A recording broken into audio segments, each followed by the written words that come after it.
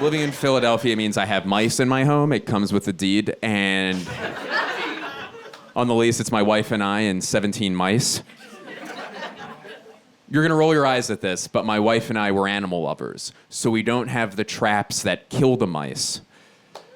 Thank you.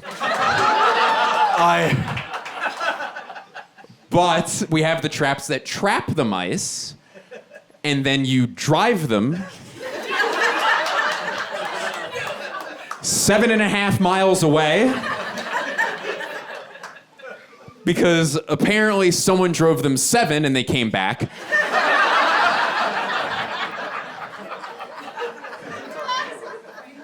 One of the most degrading trial and error situations, I would imagine. So you rehome them. You rehome the mice. That's what you do. And it's weird. I've been working my entire life to become a professional stand-up comedian, and now it turns out I'm just an Uber for varmints.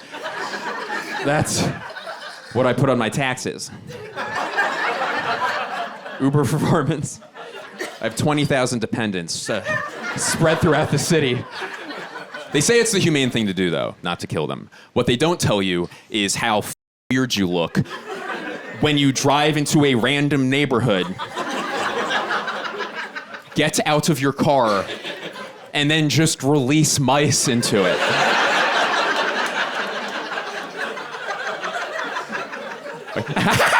Be free!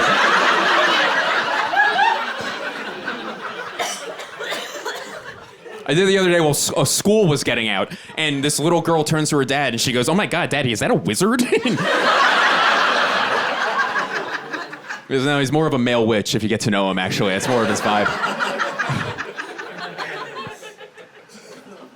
I've been going down to this place called the Jersey Shore a lot since I moved back to the East Coast. If you don't know what it is, it's like the beach where people from Philly and New York go. And there's a place in particular that I've been going. It's called Ocean City, New Jersey. And yes. And I've been going, like, that's going to have to be cut out, what I just did. We can't have it. Oh. They blur it out, you know, get so humiliated. Like, oh!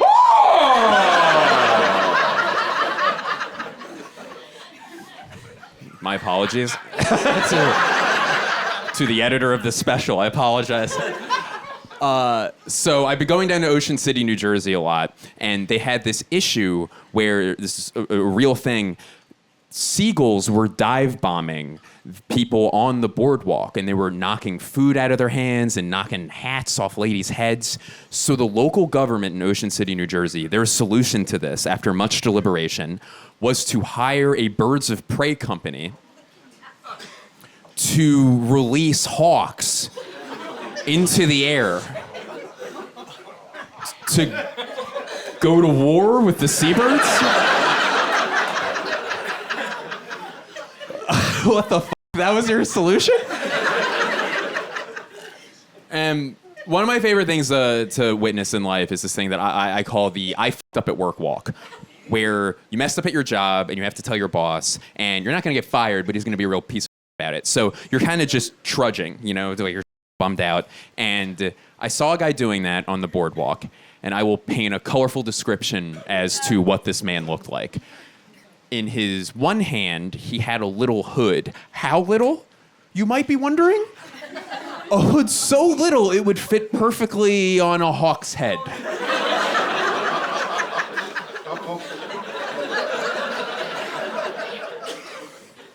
And on his other hand, he had a big, scary, thick leather glove going up to his shoulder. And this next part, I feel like I actually don't have to say because you're probably already picturing it in your head, but just in case I'm missing some people, long gray ponytail down his back. You saw it? We saw it. We all saw it. And this guy's trudging, and he goes up to his boss, who looked exactly like him, except his long gray ponytail was like 6 inches longer, you know, to show rank. Excuse me. And our first guy, he goes up to his boss and goes, I messed up! And his boss goes, what happened? And he goes, I lost the bird!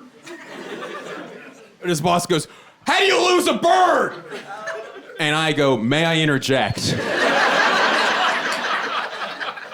It's a bird. I would imagine, is it the wings? Did it use its wings? Its God-given wings? Oh, okay, it flew away, you idiot. That's how...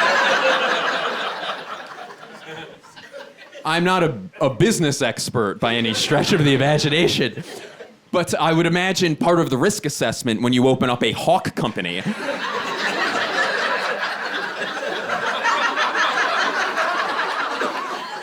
Some of them are gonna fly away. They're gonna fly away.